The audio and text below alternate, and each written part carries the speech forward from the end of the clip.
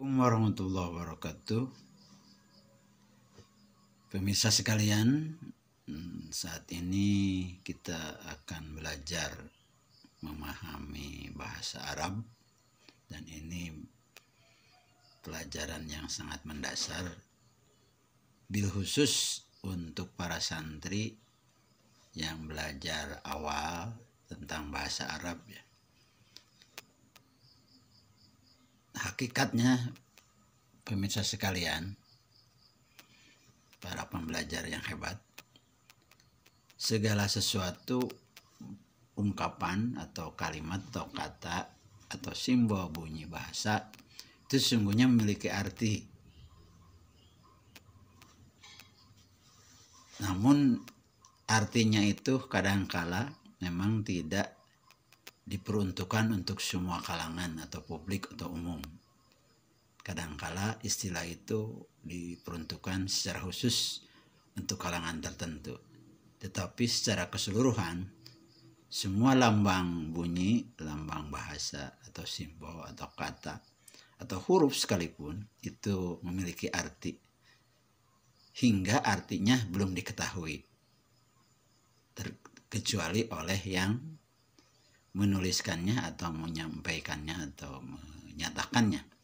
Bahkan bisa jadi yang menyatakannya belum mengetahui artinya sendiri karena belum disadari umpama. Dan demikian maka untuk memahami makna atau arti atau maksud sebuah lambang bunyi bahasa itu ada pelajarannya, termasuk dalam bahasa Arab. Dalam bahasa Arab itu bahwa kalau bahasa Arab namanya kalimah bisa saja dipersamakan dengan dalam bahasa Indonesia atau bahasa yang lain dengan kata. Jadi kalimah dalam bahasa Arab, tetapi dalam bahasa yang lain sehari-hari itu kata-kata. Nah, di dalam bahasa Arab memang ada persyaratan sebuah kalimah atau kata itu diakui sebagai ungkapan atau simbol bahasa yang memenuhi kriteria sebagai kalam atau sebagai kata. Nah, sebagai contoh, saya sedang belajar. Saya kata tersendiri. Sedang kata tersendiri, belajar juga kata tersendiri, tapi dirangkaikan menjadi sebuah kalimat dalam bahasa Indonesia.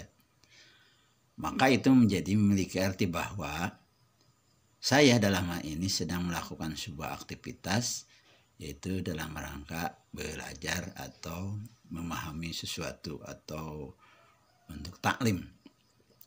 Begitu juga kata-kata yang lain.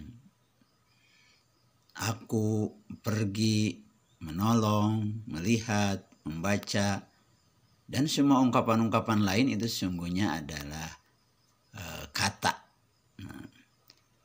Tetapi dalam bahasa Arab spesifikasi untuk disebut sebuah kata atau kalimat itu oleh ulama Syekh Son Haji, misalkan pengarang Jurumiyah, itu setidaknya ada huwalabdu.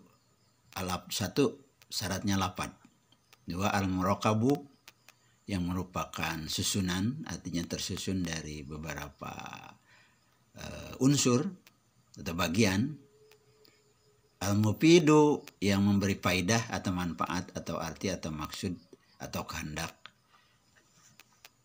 Bil wad'i, dengan disampaikan dengan alat atau kaidah atau alat komunikasi.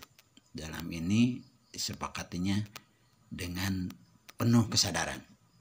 Makanya ada 4. Pertama,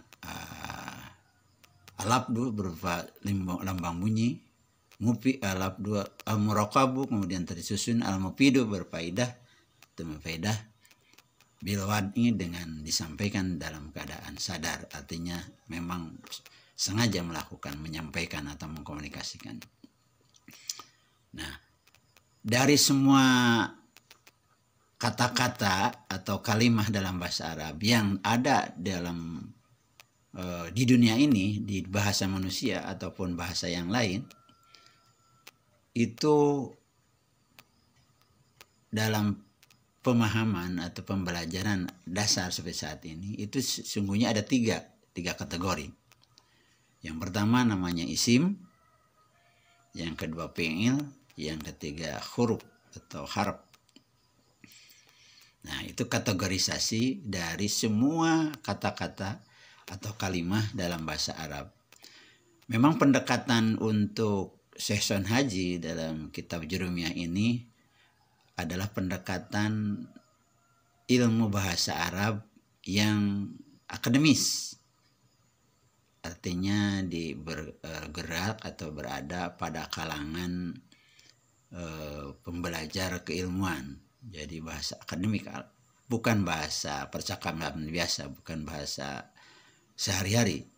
Itu adalah untuk memahami teks-teks atau tekstual, naskah-naskah yang memang memiliki aturan atau kaidah-kaidah penyampaian atau penuturan atau penulisan yang ketat dengan sistem tata bahasa, dalam hal ini dalam bahasa Arab. Karena itu maka kategorisasinya bisa dipahami yang beliau sampaikan itu tiga, yaitu isim, fi'il, harf. Dan ini menjadi rujukan secara umum untuk pembelajaran seluruh ilmu tata bahasa dalam bahasa Arab.